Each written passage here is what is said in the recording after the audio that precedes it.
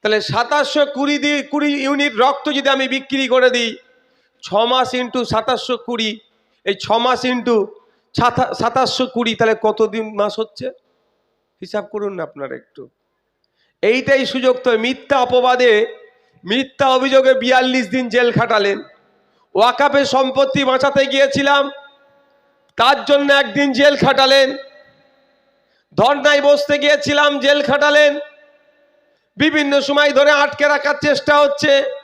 20টা মামলা দিয়ে আমাদেরকে আটকাতে পারছেন না। যদি 2720 জনের রক্ত আমি বিক্রি করি, একজন রক্ত বিক্রি করলে যদি 6 মাস জেল হতে পারে, 2720 জন, 20 ইন্টু 27, এই 6 মাস, তাহলে অতদিন তো আমাকে বিনা, ওদের কাছে আমি যদি অন্যায় করি তাহলে আমাকে তো সহজেই ধরে জেলের মধ্যে রেখে দিতে পারে ভাই। কিন্তু আমি চ্যালেঞ্জ করে যাচ্ছি আজকে এখানে, আপনাদের কাজ, বিধায়কের কাজে আপনি সাড়া দিয়েছেন। আপনাদের কপালে যে বোমগুলি, পিস্তল, খুনোখুনি, হানাহানি লিখেছে, এটা বন্ধ করার চেষ্টা করার জন্য বিধায়কের ডাকে সাড়া দিয়ে আপনারা এসে বসেছেন, আপনারা এসে রক্ত দিচ্ছেন। প্রথম কাজ, আপনারাই রক্ত দিচ্ছেন। আপনার বিপদে আপদে আপনার বিধায়ক আপনার রক্তের ব্যবস্থা করতে পারছে কি পারছে না, এটাকে আপনাকে জানতে হবে। আমরা কি আপনাদের রক্তের ব্যবস্থা করতে পারিনি? কেউ বলতে পারবে? এবার আমি আপনাদের জানিয়ে যাই, যারা এই ভাঙড়ের তুমুল সমালোচনাকে আমি গ্রহণ করি, আমি বর্জন করি না, কিন্তু সমালোচনা করতে গেলে তাকে সেই বিষয়ে জ্ঞান রাখা দরকার। যেমন সমালোচনা করছে রক্ত বিক্রি করে দেয়, তাহলে তাদের সরকার চলছে, রক্ত বিক্রি করলে 6 মাস জেল, এইটা তার জ্ঞান নাই। তাহলে বলতে পারতো 6 মাস ইন্টু 2720 ওকে জেলের মধ্যে রেখে দাও, সেটা বলার সে জ্ঞানটা হয়তো নাই। যাক, এরপরে হয়তো বলতে পারে, এখন জানলো বলে। যে আমাদের কাজ মানুষ বিপদে পড়লে তার পাশে দাঁড়ানো। অন্যায়ভাবে আমাদের অনেক সমালোচনা করে, রক্তদানকে নিয়ে খিল্লি করে, রক্তদান করতে দেব না, অনেক অপচেষ্টা চালানোর পরেও আমরা একের পর এক রক্তদান শিবির করছি। শুধু রাজনৈতিক কার্যকলাপের জন্য আমরা রাজনীতির ময়দানে আসিনি।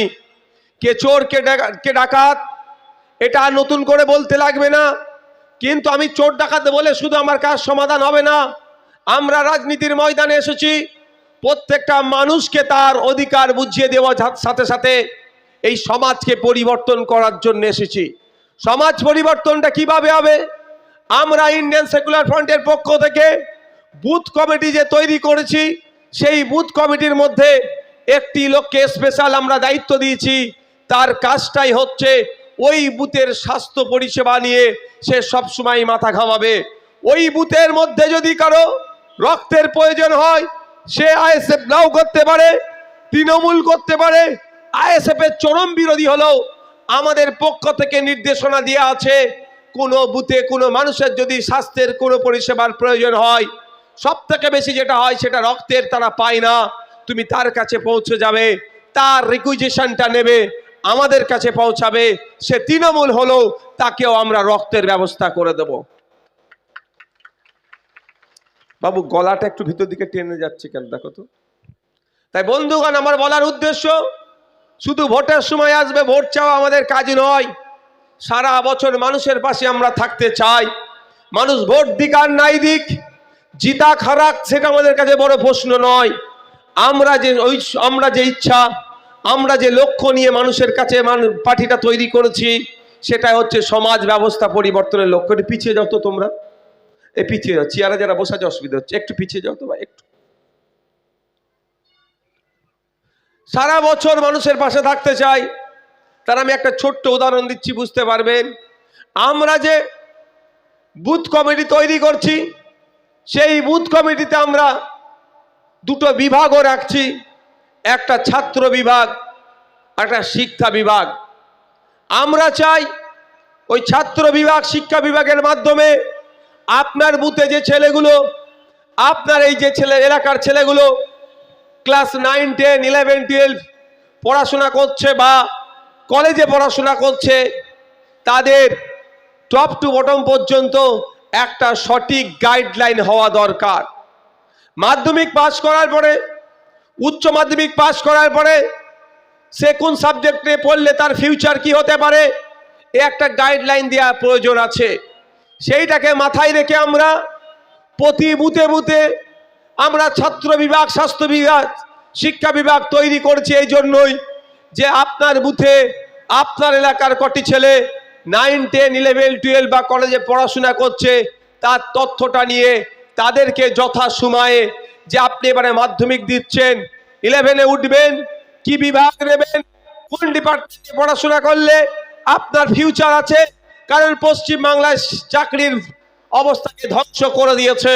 শুধুমাত্র চাকরির দিকে যদি টার্ন নেন, ফিউচার কি হতে পারে তার পরিবর্তে বিভিন্ন এখন কোর্স হয়েছে, যে কোর্সে আপনি যদি করেন কোর্সের ফলে আপনার রুজি রুটিটা অন্তত ওই কোর্সের মাধ্যমে আপনার চলে যেতে পারে, ইনকাম হতে পারে। সেই কথাকে মাথায় রেখে আমরা বুথ ভিত্তিক আমাদের যে কমিটি হচ্ছে সেই কমিটিতে দুজন ব্যক্তিকে রাখা হচ্ছে, একজন শিক্ষা বিভাগ সামলাবে, অপরজন ছাত্র বিভাগ সামলাবে। আজকে আমার এই কথা বলার কারণ হচ্ছে আমরা আপনি ভগবানপুরের মানুষের, সোয়ানি এলাকার মানুষকে আমি এটা বার্তা দিতে চাই, শুধু ভোটের সময় আসবো ভোট চাওয়ার জন্য আইএসএফ তৈরি হয়নি।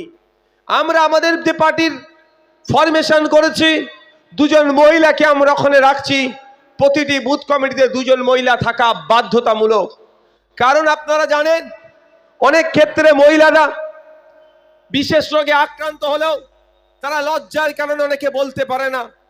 আমরা ওই প্রত্যেকটা বুথের দুজন মহিলাদেরকে ট্রেনিং দিচ্ছি। আমরা চেষ্টা করছি ওই মহিলাদের মাধ্যমে স্ত্রী রোগ বিশেষজ্ঞদেরকে নিয়ে আসবো, নিয়ে আসার ফলে ওই মহিলাদের সাথে তারা কথা বলবে, আলোচনা করবে, এবং যদি কোনো রোগে আক্রান্ত হয় সহজেই তাহলে সেটাকে যাতে সমাধান করা যায়, রোগটাকে চিহ্নিত করে তাকে ট্রিটমেন্ট করা যায়, তারও ব্যবস্থা করা হবে। আমরা চাই, আপনারা অনেকে জানেন না, আমি আপনাদের জানিয়ে দিতে চাই, পৃথিবীর 10টি ভয়ঙ্কর রোগের মধ্যে একটি ভয়ঙ্কর রোগ হচ্ছে ক্যান্সার। মহিলাদের ক্ষেত্রে বিশেষ করে 15 বছর আগে থেকে কিন্তু যদি টেস্ট করা যায় তাহলে কিন্তু ক্যান্সার ফিউচারে হতে পারে কি পারে না, বা যদি হওয়ার চান থাকে কিভাবে আটকানো যায় সেটাও ব্যবস্থা করা যেতে পারে। আপনারা শুনলে অবাক হবেন, আজকে কথায় কথায় আমরা আমেরিকার উদাহরণ দিই, বাস্তবিক অর্থে তারা আমাদের থেকে এগিয়ে আছে বলে আমরা দিই। সব ক্ষেত্রে এগিয়ে না থাকলেও যে ক্ষেত্রে আমি দেখতে পেলাম এগিয়ে আছে, অন্যতম একটা দিক হচ্ছে কি দেখলাম, সেটা হচ্ছে আমেরিকার প্রায় 70% মানুষের অলরেডি 15 বছর আগে ট্রিটমেন্ট, তাদের চেক আপ হয়ে গিয়েছে এই ক্যান্সারের দিকে টার্ন নেবে কি নেবে না। আর আমাদের ওয়েস্ট বেঙ্গল ইন্ডিয়াতে দেখুন, গুগলে গিয়ে সার্চ করে দেখুন, 20% মনে আমরা কভার করতে পারিনি। এই যে গ্যাপ, একটা মহিলার 15 বছর আগে জানা যেতে পারে, পুরুষেরও হবে, তবে মহিলাদের ক্ষেত্রে বেশি, ক্যান্সার হওয়ার ঝুঁকি আছে কি না নাই। যদি ক্যান্সার হওয়ার ঝুঁকি থাকে তাহলে ওই জায়গায় ওটাকে স্টপ করে দেওয়াও যাবে, মেডিসিন আছে। তাহলে এটা আমরা এখানে করতে পারছি না, হচ্ছে না। এইদিকে পশ্চিমবাংলার কথা যদি বলি, স্বাস্থ্য বিভাগে এই রক্তদান শিবির করতে এবং এই রক্তদান শিবির থেকে অর্জিত রক্ত অন্যের প্রাণ বাঁচাতে, অন্যের মুমূর্ষ রোগীর সহযোগিতায় আমরা এখান থেকে দিতে পারছি। ধন্যবাদ জানাই। আজকের প্রোগ্রামের মূল আকর্ষণ যারা মনে করি যারা শ্রেষ্ঠ অতিথি, তারাই হচ্ছেন রক্তদাতা, রক্তযোদ্ধা। যে রক্তদাতা রক্তযোদ্ধারা না রক্ত দিলে রক্তদান শিবির সাফল্যের উচ্চ শিখরে পৌঁছাতে পারবে না, তাদেরকে ধন্যবাদ জানাই। ধন্যবাদ জানাই আজকের এই রক্তদান শিবিরে যারা এসেন, দূরে কাছে দাঁড়িয়ে আছেন, বসে আছেন, শ্রোতাবৃন্দদেরকেও ধন্যবাদ জানাই।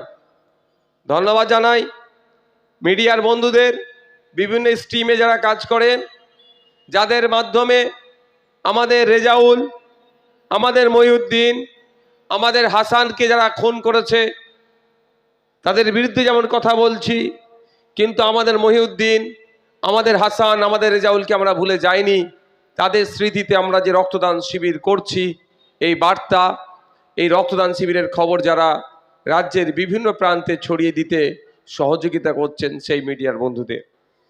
পরিশেষে ধন্যবাদ জানাবো প্রশাসনের বন্ধুদেরকে, যাদের সহযোগিতা নিয়ে আজকের এই প্রোগ্রাম সুষ্ঠুভাবে আমরা করতে পারছি। আমি একটা প্রতিজ্ঞাবদ্ধ হয়েছি আপনাদেরকে সাথে নিয়ে, আপনারা আমার ডাকে সাড়া দিচ্ছেন। কি প্রতিজ্ঞা? যে রক্তপাত নয়, রক্তদানই হোক ভাঙড়ের পরিচয়।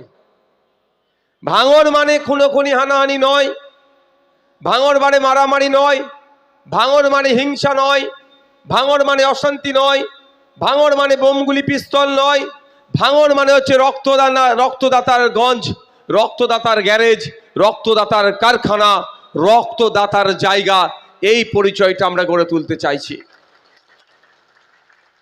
আপনারা জানেন পশ্চিমবাংলার মানুষের কাছে যেটা কোনো দিনের জন্য ভাবেনি, স্বপ্নেও তারা কোনোদিন দেখেনি যে রক্তদান উৎসব হতে পারে, রক্তদান মহা উৎসব হতে পারে। কোনো দিনের জন্য বাংলার মানুষের এই কনসেপ্ট ছিল না। কিন্তু ভাঙড়ের মানুষ আজকে রাজ্যের মানুষের কাছে বার্তা দিয়েছে, হ্যাঁ এটা পশ্চিম বাংলা, হ্যাঁ এটাই ভাঙড়, এটাই প্রকৃত ভাঙড়, এটাই আসল ভাঙড়, এটাই ভাঙড়ের সরল সাদাসিধে মানুষের ভাঙড়। যে একটা ক্যাম্প থেকে একদিনে 2720 জন রক্ত দিয়ে পশ্চিম বাংলার ইতিহাসে তারা জায়গা করে নিয়েছে। এটা আপনারাই করেছেন। এই দিনটা যখনই হয়েছে রাজ্যবাসীর মাথায় টনক নড়ে গিয়েছে। আর ভাঙড়কে যে নিয়ে যারা কুলসিত রাজনীতি করার চেষ্টা করে, ভাঙড়ের নামকে খারাপ করে যারা রাজনীতি করার চেষ্টা করে, তারা ব্যথিত হয়েছে। কিন্তু ভাঙড়ের মানুষ, রাজ্যের সচেতন মানুষ কিন্তু এটাকে গ্রহণ করেছে। আপনারা জানেন যেদিনকে 2720 জন ভাঙড় সোনপুর বাজার থেকে রক্তদান শিবির থেকে রক্ত দিয়েছিল, সেই দিন কিন্তু সারা রাজ্যের মানুষ ভাঙড় ভাঙড় ভাঙড় ভাঙড় আসল ভাঙড়ের কিন্তু চর্চা করেছিল, এখনো তারা করছে। এটা ডিফারেন্স। কিন্তু একটা শ্রেণীর মানুষের কি হয়েছিল, অনেক জ্বালা ধরেছিল, অনেক মিথ্যাচার করেছিল, অনেক কটু কথা বলেছিল। এভাবে বলা হয়েছে যে আমরা নাকি রক্ত বিক্রি করে দিচ্ছি। আমি ওখানে চ্যালেঞ্জ করেছিলাম যে যারা এই ধরনের অভিযোগ দিচ্ছে তাদের পরিবারের যদি কোনো রক্তের প্রয়োজন হয়, প্রয়োজনে আমরা বালতি বালতি রক্ত তাদের পরিবারের কাছে পৌঁছে দেব।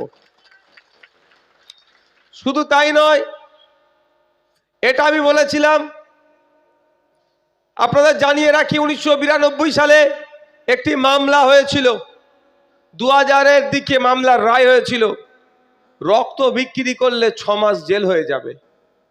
তাহলে 2720